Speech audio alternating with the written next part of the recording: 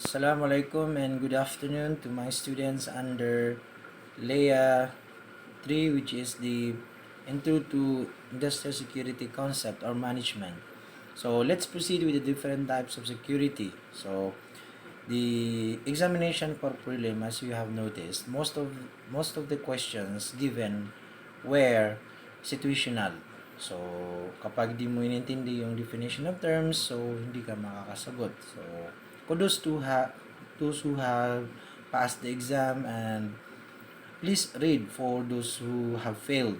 So number one types of security is the physical security. So when we say physical security, it is concerned with the physical measures adopted to prevent unauthorized access to equipment, facilities, materials, and documents, and to safeguard them against espionage, sabotage, damage, and theft. So if you still remember that those example for physical securities are those, for example, locks, doors, windows, walls, fences, the compound, the gates, and so on and so forth are those example of physical security, including those, for example, yung mga vault natin.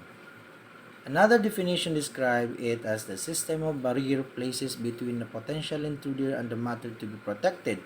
So when we say a barrier, so yung mga humaharang dun sa tao, mga intruder, possible intruder, na hindi sila maka-access dun sa isang bagay. So yan ang physical security. So communication security is the protective resulting from the application of various measures which prevent or delay the enemy or unauthorized persons in giving information through the communication system. Example, yung radio natin, yung technologies evolving nowadays. So, email. So, those are example, communication security na hindi dapat po pwedeng ma-access. So, halimbawa, magkakaroon tayo ng para hindi ma-disrupt yung community natin. Gagawa tayo ng coded information para hindi maintindihan. So, number 3 is hotel security is the protection resulting from the application of various measures which safeguard hotel guests. So, yan. Bank security is the protection resulting from the application of the various measures which safeguards cash and assets. Yan example. Document security is the physical security involving the protection of documents.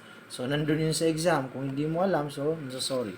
Personal and VIP security officials of the government. So, those are, for example, halimbawa, the President of the Republic of the Philippines will visit the place of Marawi City. So, yan ay magkakandak ng VIP security for assistance.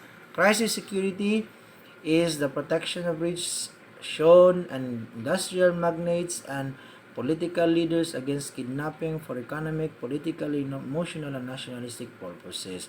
So, if ever na mayroong mga threats na ikikidnap or let us say for political, national purposes, so these are na crisis security. For example, magkakaroon tayo ng alert level 1, 2, and 3. So, yun ang crisis security. When we say economic naman, is yung pera natin, political, emotional. Okay, industrial security as a whole is physical security as applied to business groups engaged in industries like manufacturing. So, hindi po pwedeng mahaluan yung kanilang products, dahil kapag nahaluan, masisira. For example, hindi manakaw yung kanilang ingredients. Assembling, research and development, processing, warehousing, and even agriculture. So, those are included in industrial security. So, lately, industrial security is used generally when security as a business is referred to. So, dati, generally, ang sabihin ng industrial security is more on business. So, as you have read in the upper portion, so it talks more on about manufacturing, assembling, and those items or materials who are legally manufactured, assembled, researched, those are example of industrial security. So number 9 is operational security. It's physical security which deals with the protection of processes, formulas, patents, and other activities.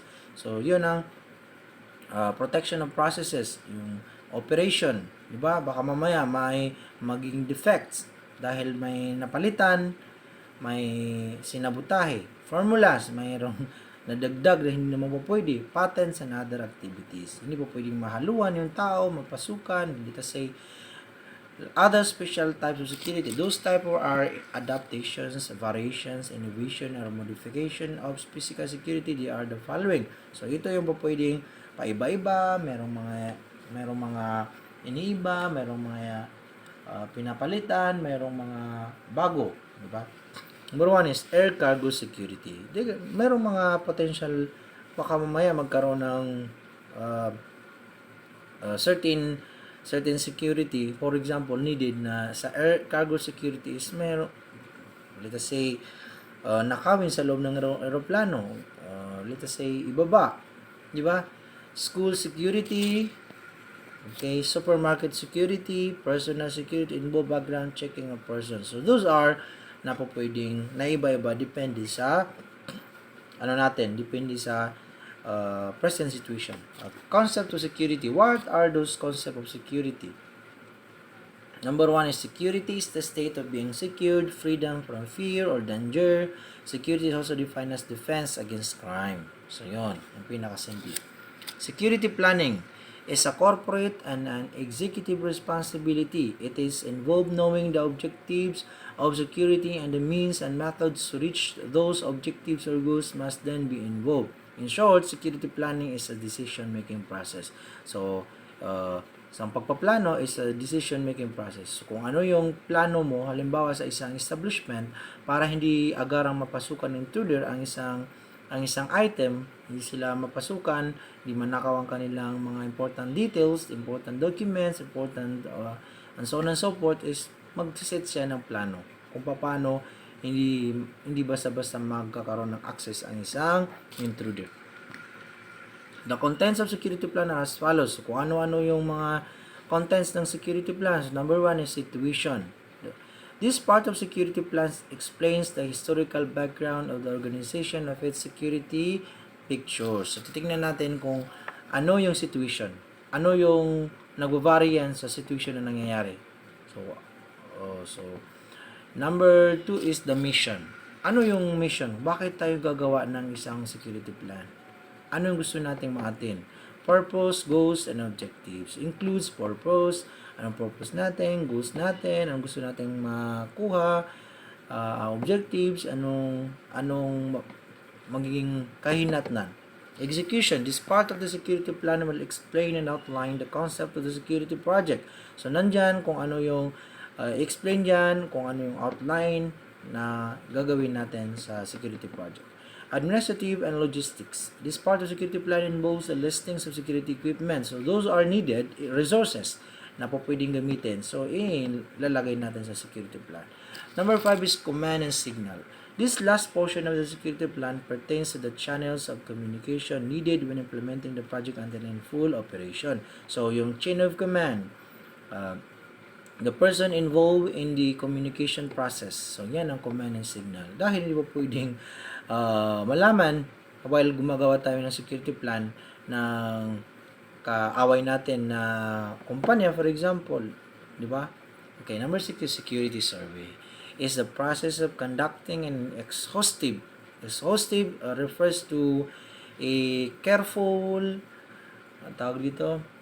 thorough physical examination and thorough inspection of all operational system and procedures of a facility. Titingnan natin kung ano ang naangkop sa ating establishment, ating building na po pwedeng i-apply. Kaya gagawa tayo ng security survey. Okay, baka mamaya yung nalagay natin dyan is napakasimple lang, madali lang siyang ma-access. Purpose of security survey. Ano ang purpose natin? Number 1 is to determine existing state of security. Alamin natin kung ano yung nag-exist na security natin. Para palitan yan, anong ibahin natin. To locate weakness and defenses. Ano titingnan natin kung saan tayo nagkukulang. Ano yung mga bagay na kulang tayo para mabigyan natin, malapatan natin ng agarang solusyon. To determine degree of protection required. Ano yung kinakailangan natin?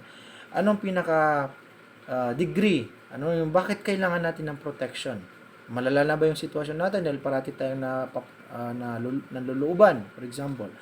Letter D, to produce recommendation. We will come up to a recommendation na ito dapat yung maganda, establishing a total security program. So, yun yung purpose ng security survey. So, let's proceed with the security inspection.